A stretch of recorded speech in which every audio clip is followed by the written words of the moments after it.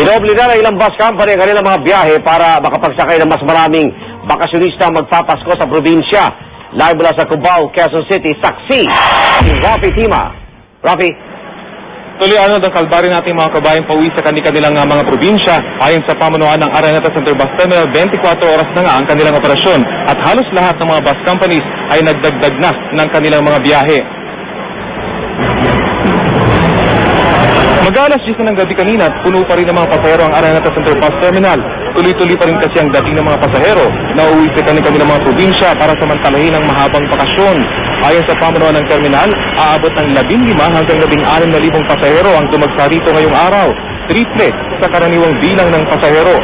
Pero bukod sa dami ng pasahero, problema rin ang traffic para sa mga bus operator. Ang bus na ito na biyaheng pa Visayas, alas 2 pa dapat ng hapon dumating, pero ginabi na ito sa kalsada. Dinit ang pasahero ng traffic. Ang alinang ito nagbabaka sa kanilang makasakay ng bus. Mag-aeroplano sana siya pauwi sa Tacloban pero dahil sa sobrang traffic, hindi nila inabutan ang kanilang flight. Hindi ko lang kami sa nagbabasakala dito sa bus, makasingit. Ang iba naman kanila pa may ticket sa bus, kinailangan ding maghintay ng matagal. Delayed kasi ang balik ng kanilang mga sasakyang bus dahil pa rin sa traffic. Wala pa daw po, hindi pa dumadating. Baka po na-delay sa traffic. Halos lahat nga ng mga kumpanya ng bus, lalo na ang mga aircon, kaninang umaga pa umano fully booked.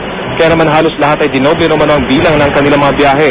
At bagamat siksikan ngayon dito sa Araneta Center Bus Terminal, tiyak naman naman ng pamunuan na makakasakay ang lahat ng mga pasahero ngayong gabi.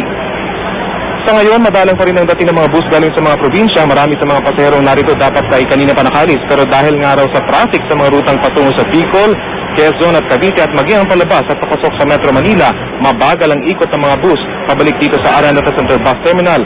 Bagay na wala na umano sa kontrol ng mga bus operators.